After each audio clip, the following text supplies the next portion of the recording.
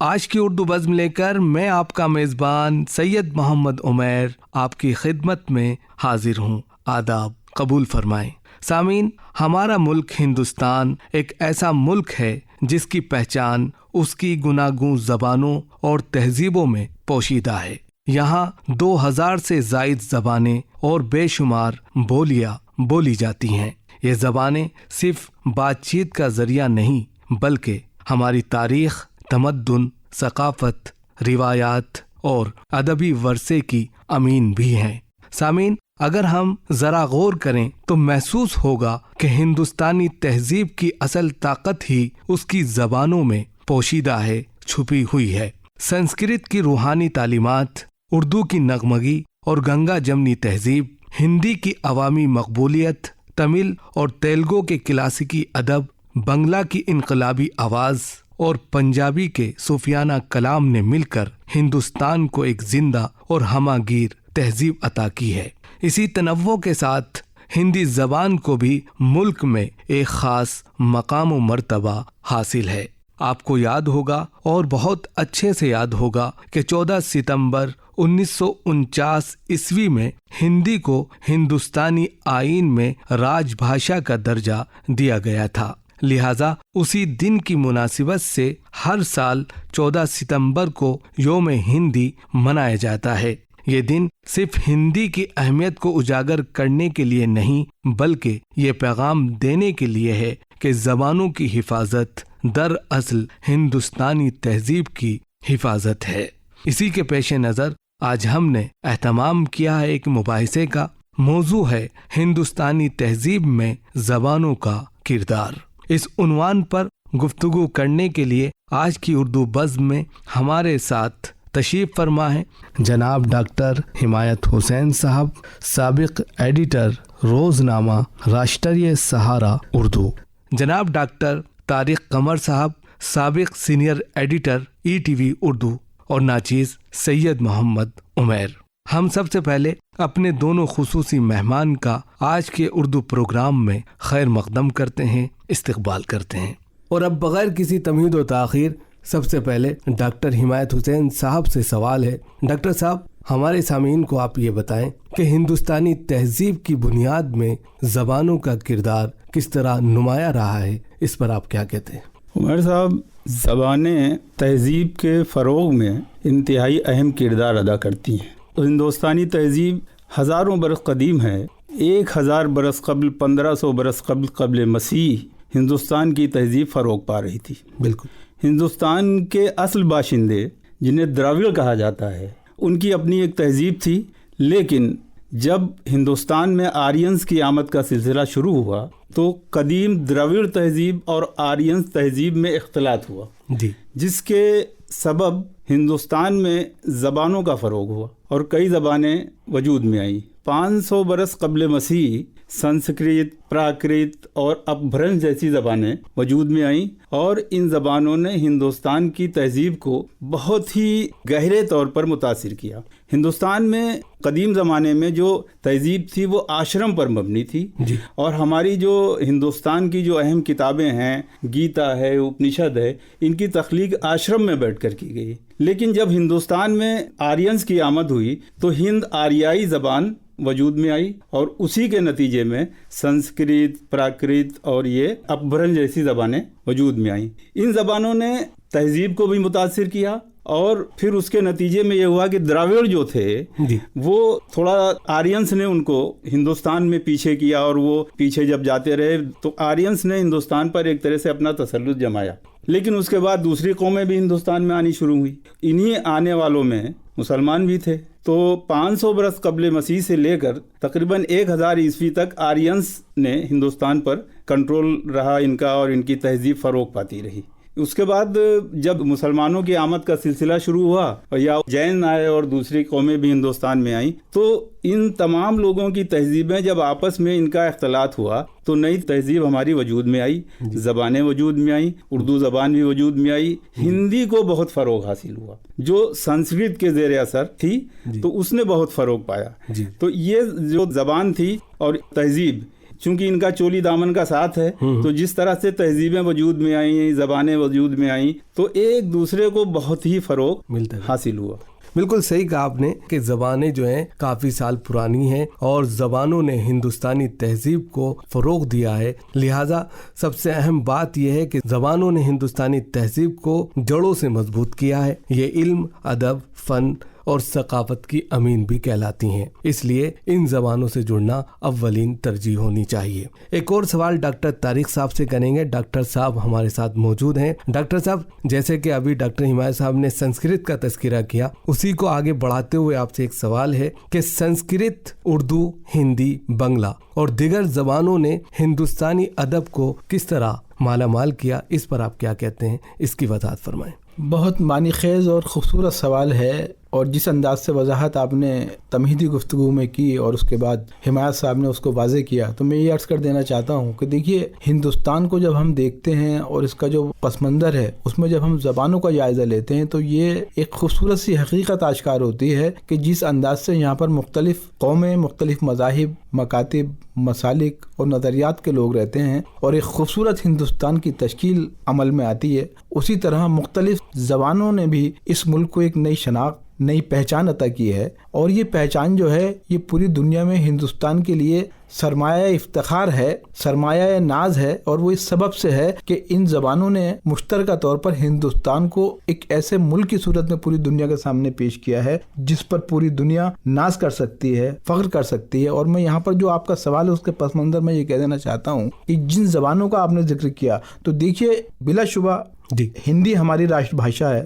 بالکل، لیکن یہ ہماری اخلاقی ذمہ داری ہے، یہ ہماری سماجی ذمہ داری ہے، یہ ہماری دستوری اور آئینی ذمہ داری ہے کہ ہم ہندی کے ساتھ ساتھ ان تمام زبانوں کے تحفظ اور فروغ کے لیے بھی کوششیں کریں جو ہندوستان کو ایک خوبصورت گلدستے کی شکل میں پیش کر رہی ہیں، پوری دنیا میں جو ہندوستان کی نمائندگی کر رہی ہیں۔ تو وہ زبانیں اگر تحفظ ان کو ملتا ہے، اگر وہ زبانیں کہیں مستحکم ہوتی ہیں، ان کو استحکام ملتا ہے، تو یقینی طور پر ہم اس مشن کو کامیاب بنا پائیں گے جو ہماری حکومت کا مشن ہے، جو ہمارے اچھی سوچ رکھنے والے لوگوں کا مشن ہے، جو ان لوگوں کا مشن ہے جو ہندوستان کو ایک خوبصورت مستحکم گلدستے کی شکل میں دیکھنا چاہتے ہیں۔ بالکل صحیح کہا آپ نے کہ سنسکرت کے ساتھ ساتھ دیگر زبانوں کے اندر بھی ہمیں پورے طور پر تحفظ عطا کرنا چاہیے اور ان کی حفاظت کے لیے جتنی کوششیں ہو سکتی ہیں وہ کرنی چاہیے، کیونکہ سنسکرت نے فلسفہ و عملیات کی تعلیم کو فروغ دیا، اردو نے شاعری و نثر کو جلا بخشی، ہندی اور بنگلہ نے کہانیوں اور لوک گیت کے ذریعے زندگی میں رنگ دکھائے۔ یہ سب زبانیں مل کر ہی ادب کا پیش قیمتی خزانہ بنی ہے، لہذا ان تمام زبانوں کو حفاظت کا درجہ دینا ہم سب کی اولین ترجیح ہونی چاہیے۔ بہت اچھی بات کہی آپ نے۔ ایک اور سوال ڈاکٹر حمایت حسین صاحب سے کریں گے۔ ڈاکٹر صاحب، ہندوستان کی مختلف زبانوں نے گنگا جمنی تہذیب کو کس طرح جنم دیا ہے، اس پر آپ کیا کہیں گے؟ عمر صاحب، ہندوستان ایک عجیب گلدستہ ہے۔ زبانوں کے اعتبار سے اگر ہم نظر ڈالیں تو ہر 20 کلومیٹر 25 کلومیٹر کے فاصلے پر ہماری زبان تبدیل ہوتی رہتی ہے۔ اب اس میں دیہی زبانیں آ جاتی ہیں، جیسے اردو ہے۔ اردو بولنے والے جیسے لکھنؤ کی اردو ہے، اس کا اپنا ایک رنگ ہے، اس کا اپنا ایک آہنگ ہے۔ لکھنؤ سے آپ تھوڑا سا ہٹیے، رامپور کی طرف جائیے، بریلی کی طرف جائیے یا دلی کی طرف جائیے، تو جو اس کے اندر ایک عجیب سی کڑک پن آتا ہے، لیکن جو نرمی لکھنؤ میں ہے وہاں نہیں نظر آتی ہے۔ تو گنگا جمنی تہذیب کا جو ہمارا ایک تصور ہے وہ یہ ہے کہ ہماری اردو زبان نے تمام زبانوں سے الفاظ اخذ کیے اور ان کے ساتھ ایک ایسی ہم آہنگی پیدا کی کہ اردو سے محبت کرنے والوں کی تعداد روز بروز بڑھتی گئی،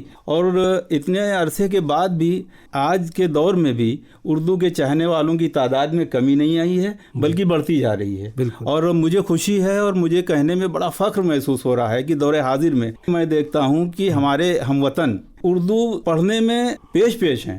تو اب یہ زبان جو ہماری اردو زبان تھی اس نے بنگلہ سے جو ہے استفادہ کیا، اس نے کھڑی بولی کو ہی کہا جاتا ہے کہ بھئی کھڑی بولی جو تھی وہ بعد میں چل کے اردو کی شکل اس نے اختیار کی۔ تو جو مختلف قومیں ہمارے ملک میں آباد تھیں، مختلف طبقات ہمارے ملک میں آباد تھے، مذہب سے الگ ہٹ کے، ان کا اپنا ایک نظریہ تھا، ان کا اپنا ایک کلچر تھا، ان کی تہذیب تھی۔ تو ان ساری تہذیب کو، ان کلچر کو، ان نظریات کو اردو نے اپنے اندر سمیٹ لیا، اور سمیٹنے کے بعد پھر ایک ایسا معاشرہ وجود میں آیا، ایک ایسی تہذیب وجود میں آئی جسے ہم بڑے فخر کے ساتھ گنگا جمنی تہذیب کا نام دیتے ہیں۔ بالکل صحیح کہا آپ نے کہ جب مختلف زبانوں کے لوگ آپس میں جڑے ملے تو ایک نئی تہذیب نے جنم لیا جسے ہم گنگا جمنی تہذیب کہتے ہیں۔ یہ محبت، رواداری، بھائی چارے کی علامت ہے۔ بہت عمدہ بات آپ نے کہی۔ ایک اور سوال ڈاکٹر طارق صاحب سے کریں گے۔ ڈاکٹر صاحب، یوم ہندی منانے کی اہمیت کیا ہے اور یہ دن ہمیں کیا پیغام دیتا ہے؟ آج کے دن کی مناسبت سے آپ کیا کہنا چاہتے ہیں، اس پر وضاحت فرمائیں۔ یوم ہندی کے تعلق سے عمیر صاحب میں یہ کیا عرض کروں، دیکھیے یہ تو ایک ایسا دن ہے کہ جس پر ہم جتنا فخر کریں وہ کم ہے۔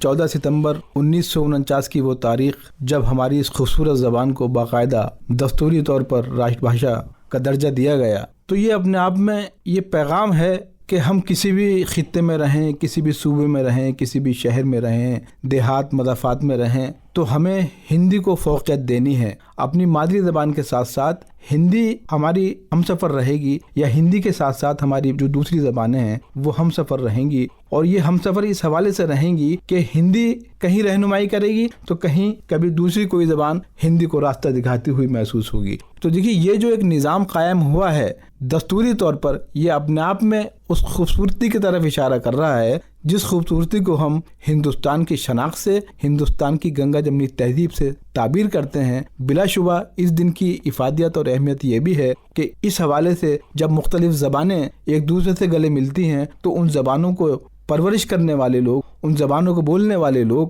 ان زبانوں کے حوالے سے خدمات انجام دینے والے لوگ بھی ایک دوسرے کے قریب آتے ہیں، گلے ملتے ہیں، اور اس خوبصورت ہندوستان کی تشکیل کرتے ہیں، ایک ایسا منظرنامہ پیش کرتے ہیں جس پر ہر ہندوستانی کو، خواہ اس کا تعلق کسی خطے سے ہو، کسی مذہب سے ہو، ناز بھی ہے اور فخر بھی ہے۔ عمر صاحب بالکل بہت اچھی بات آپ نے کہی کہ ہندوستانی تہذیب میں یہ دن ہمیں اس بات کی طرف لے کر جاتا ہے، بلکہ یہ چیزیں یاد دلاتا ہے کہ زبان ہماری پہچان ہے اور قومی یکجہتی کی بنیاد بھی ہے۔ اس دن ہم زبانوں کی حفاظت اور ان کے احترام کا عہد بھی کرتے ہیں۔ بہت اچھا آپ نے کہا۔ ایک اور سوال ڈاکٹر حمایت حسین صاحب سے کریں گے۔ ڈاکٹر صاحب، ہندوستان میں مختلف زبانوں نے یکجہتی اور بھائی چارے کو کس طرح فروغ دیا، اس پر آپ کیا کہتے ہیں، وضاحت فرمائیں۔ عمر صاحب، اگر ہم ہندوستان کی زبانوں کا جائزہ لیں جی تو سب سے پہلے سنسکرت ہماری ذہن میں آتی ہے۔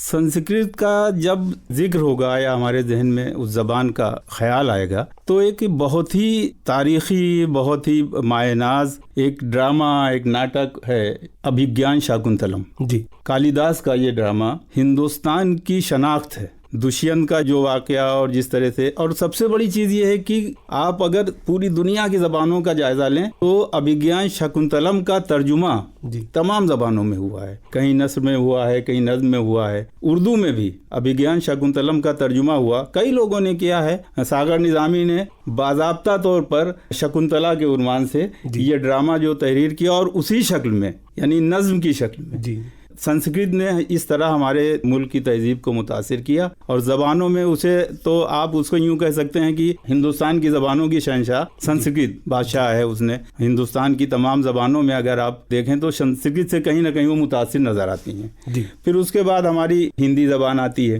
ہندی کے ہمارے جو شعراء تھے یا جو کوی تھے یا دوسرے لوگ تھے، چاہے وہ تلسی داس، سور داس، کبیر داس اور مہادیوی ورما اور وغیرہ وغیرہ۔ اسی طرح اردو زبان، جی سب سے اہم چیز یہ ہے کہ اردو میں جو گنگا جمنی تہذیب یا جو ہندوستانیت کا جو رنگ ہے اس کا جب ذکر ہوگا تو ہمیں نذیر اکبر آبادی کا نام لینا ہی پڑے گا۔ بالکل۔ نذیر اکبر آبادی نے جس طرح سے اپنی شاعری میں عوامی، حالانکہ اس وقت اس دور میں ان کو وہ اہمیت حاصل نہیں ہوئی نذیر کو جو آج کے دور میں ہے اور جو ہونی چاہیے تھی، انہوں نے ایسا میلے ٹھیلے، ہولی، دیوالی، کرشن کنہیا، ایسی چیزوں پر تباہ آزمائی کی جو آج ہماری تاریخ کا اہم اور عظیم سرمایہ ہے۔ بالکل۔ تو یہ زبان تھی۔ پھر بنگالی زبان ہماری آتی ہے۔ کون بھول سکتا ہے ربندر ناتھ ٹیگور کو، ہندوستان کے پہلے نوبل پرائز ونر जी। रविन्द्रनाथ टैगोर, काजी नजरुल इस्लाम बंगाली जबान की ये हीरोज हैं, इन्हें कौन भूल सकता है। इसी तरह और बहुत सी हमारी जो जबानें हैं, तमिल हैं, तेलुगु हैं, उसमें अपने अपने तर्ज पर अपनी अपनी तरह से गंगा जमनी तहजीब को फरोग दिया। लेकिन हम चूंकि शुमाली हिंदुस्तान में रहते हैं, तो शुमाली हिंदुस्तान में हमारा मामला हिंदी से, हिंदी के बाद उर्दू से, और इन दोनों जबानों ने, ये तो बहुत मशहूर है कि ये दो आंखें हैं, हिंदी उर्दू जो है दो आंखें हैं, छोटी बड़ी बहनें हैं। तो हिंदी ने और उर्दू ने गंगा जमनी तहजीब के फरोग में जो किरदार अदा किया है, उसे हम कभी भी फरामोश नहीं कर सकते। बिल्कुल सही कहा आपने कि हिंदुस्तान के अंदर जो मुख्तलिफ ज़बानें थीं, उन तमाम ज़बानों ने कौमी यकजहती को, भाईचारे को फरोग दिया है और हर एतबार से इसको पेश नज़र रखा है। एक आखिरी सवाल डॉक्टर तारिक साहब से करेंगे कि यौम हिंदी के मुनासिबत से नौजवान नस्ल को आप आज क्या पैगाम देना चाहेंगे, इस पर वजाहत फरमाएं। बहुत खूबसूरत सवाल है सैयद साहब ये आपका, और ये इस हवाले से बहुत खूबसूरत है कि देखिए, जब नई नस्ल किसी विरासत को इख्तियार करती है या कोई विरासत नई नस्ल को मुंतकिल की जाती है, तो इस्तेहकाम के इशारे मिलने लगते हैं। और कोई भी तहजीब हो, कोई सकाफती अमल हो, कोई विरासत हो, कोई फ़नून लतीफ़ा हो, कोई सिनफ़ सुखन हो, अगर उसको नई नस्ल के लोग इख्तियार कर लेते हैं तो उसका तहफ़्फ़ुज़ यकीनी हो जाया करता है। और यौम हिंदी की मुनासबत से जो ये अहम पैगाम है नई नस्ल के लिए, वो ये है कि हिंदी को फ़रोग़ दें, अपनी निगारिशात को इस ज़बान में सामने लाएं और ज़बान के हवाले से ऐसी कोशिशें करें कि जिसकी बुनियाद पर मुख्तलिफ नज़रियात और मुख्तलिफ मज़ाहिब के लोग जुड़ जाएं। तो देखिए, जब ज़बानें फ़रोग़ पाती हैं और ज़बानें जब एक दूसरे को करीब लाती हैं तो वो रिश्ते बड़े मजबूत होते हैं। और आईनी तौर पर, दस्तूरी एतबार से हम ये देखते हैं कि जब जब कहीं ना कहीं अगर सियासत से लग़ज़िश हुई है तो अहले ज़बान ने अपनी नुमाया कोशिशों से उसको न सिर्फ संभाला है बल्कि मज़ीद खूबसूरत बनाकर पेश कर दिया है। तो देखिए, हिंदी जो हमें पैगाम देती है कि हम पूरे मुल्क के जितने भी हमारे लोग हैं, जहाँ जहाँ भी रहने वाले लोग हैं, सबको हिंदी के हवाले से एक सूत्र में, एक धागे में, उस माला की तरह पिरो दें जिसमें हर रंग, हर चमन का फूल हुआ करता है। और जाहिर है कि हिंदी में इतनी क़ुव्वत है, इतनी ताकत है, इतनी सलाहियत है कि अगर हम हिंदी के हवाले से उर्दू को करीब लाएंगे, तमिल को करीब लाएंगे, तेलुगु को करीब लाएंगे, बंगाली, मुख्तलिफ ज़बानों को करीब लाएंगे, 22 ज़बानें जो हैं उनके अलावा जो 2000 ज़बानें बोली जा रही हैं उनको करीब लाएंगे, तो यकीनी तौर पर एक खूबसूरत सा पैगाम जाएगा और नई नस्ल जो है इस अलम को उठाए हुए आगे बढ़ेगी हिंदुस्तान की तामीर के लिए, ज़बानों के तहफ़्फ़ुज़ के लिए, आईन और दस्तूर की हिफाजत के लिए। बहुत खूब, बहुत ही अच्छी बात आपने कही। सामीन, आज के मुबाहिसे का लुब्बे लुबाब निचोड़ यही है कि हिंदुस्तानी तहजीब ज़बानों के बगैर नामुकम्मल है। ज़बानें ही हमारी तारीख़, हमारे अदब और हमारे अखलाकी अक़दार की तर्जुमान हैं। आज यौम हिंदी की मुनासिबत से हम सब हिंदुस्तानी बाशिंदों को ये बात ज़हन नशी होनी चाहिए कि सभी ज़बानों की इज़्ज़त व हिफाजत की जाए और हर ज़बान को तहजीबी वर्सा समझकर अपनाया जाए। यही जज्बा हिंदुस्तान को दुनिया में एक लिसानी गुलदस्ता बनाता है जिसकी खुशबू सदियों से पूरी इंसानियत को मुअत्तर कर रही है। और अब हम अपने दोनों खुसूसी मेहमान जनाब डॉक्टर हिमायत हुसैन साहब और जनाब डॉक्टर तारिक कमर साहब के बेइंतहा ममनून व मशकूर हैं कि आप हजरात ने हमारे सामीईन के लिए बहुत ही उम्दा मालूमात फराहम की। इसी के साथ आज का उर्दू प्रोग्राम यहीं पर ख़त्म होता है। अपने मेज़बान दोस्त सैयद मोहम्मद उमैर को दीजिए इजाज़त। आदाब।